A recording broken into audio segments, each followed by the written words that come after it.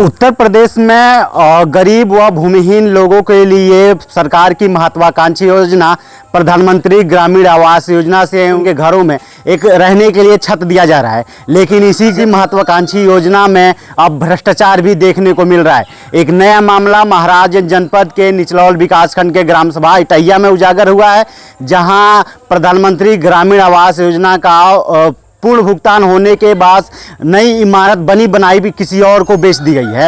यह इतना बड़ा भ्रष्टाचार अधिकारियों के नज़रों के सामने हुआ है, लेकिन अभी तक किसी भी अधिकारी ने इस पर कोई कार्रवाई करने के लिए सूझ नहीं दिखाई है।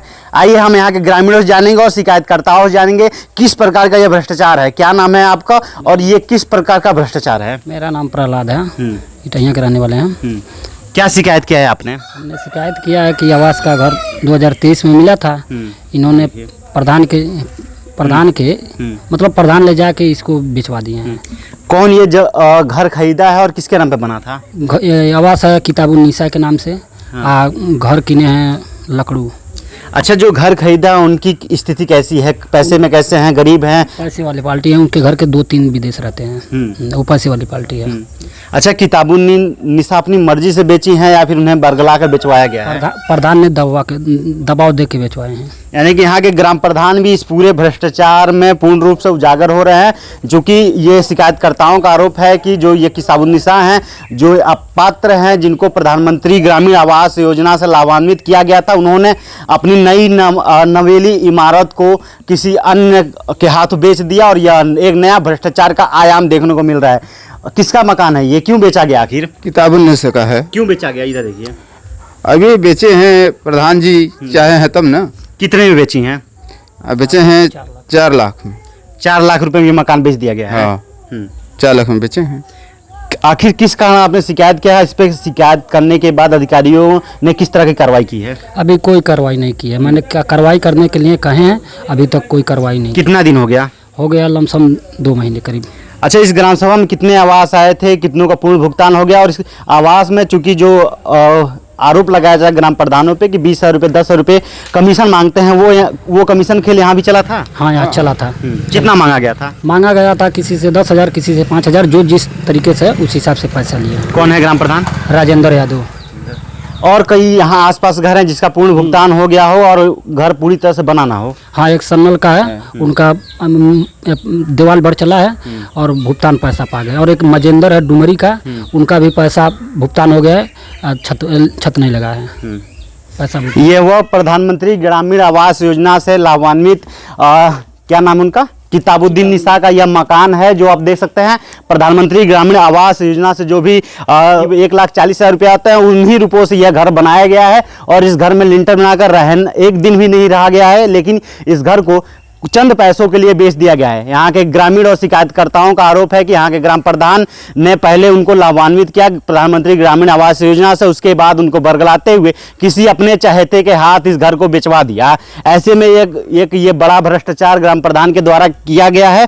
और इसके अलावा ये जो किताबुन्निसा हैं, इन पर भी कहीं ना कहीं अधिकारियों की कार्रवाई की जो तलवार है लटक रही है। आइए दूसरा घर दिखाइए जो अभी पूर्ण नहीं हुआ है।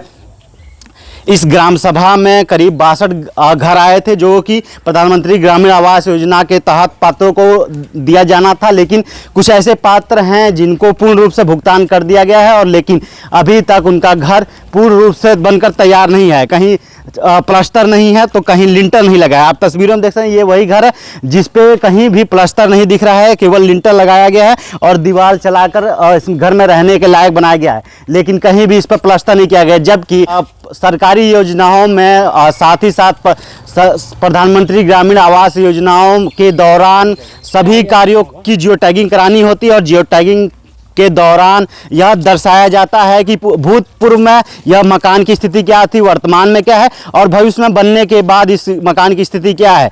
यह 3 बार जियो टैग करना होता है। जियो टैग के तहत ये सारी जानकारियाँ सरकारी पोर्टल पर फीड करनी होती है, लेकिन यह कहीं ना कहीं यहाँ के ग्राम प्रधान, यहाँ के ग्राम सचिव की यह मिलीभगत है, जिसके कारण यह भ्रष्टाचार उजागर हो रहा है। यहाँ के शिकायतकर्ताओं के मुताबिक इस शिकायत किए हुए करीब 15 दिन से ज़्यादा का समय होने वाला है, लेकिन अभी तक कोई कार्रवाई नहीं हुई है। ऐसे में बड़ा सवाल यह उठता है कि क्या जहां प्रधानमंत्री नरेंद्र मोदी जो जीरो टॉलरेंस की नीति पूरे भारत में चलाए हैं, इसके अलावा मुख्यमंत्री योगी आदित्यनाथ जीरो टॉलरेंस की नीति लेकर उत्तर प्रदेश में कार्य कर रहे हैं, उनके जीरो टॉलरेंस की नीति पर अधिकारियों व यहाँ के ग्राम प्रधान द्वारा पलीता लगाया जा रहा है।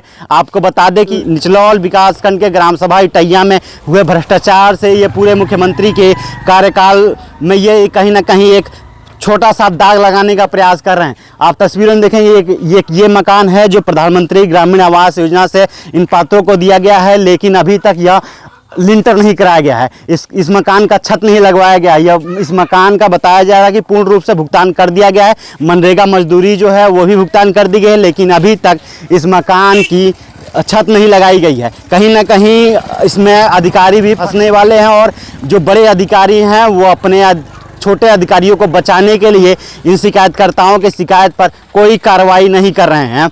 ऐसे में कहीं ना कहीं यह देखा जा सकता है कि जो अधिकारी हैं, जो कर्मचारी हैं, वह किस तरह से प्रधानमंत्री व मुख्यमंत्री योगी आदित्यनाथ के महत्वाकांक्षी योजनाओं में भ्रष्टाचार कर रहे हैं।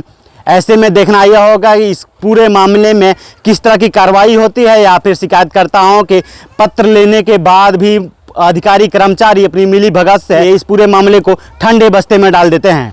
वीडियो जर्नलिस्ट विजय तिवारी के साथ अरुण कुमार, यूपी टीवी समाचार, निचलौल, महाराजगंज।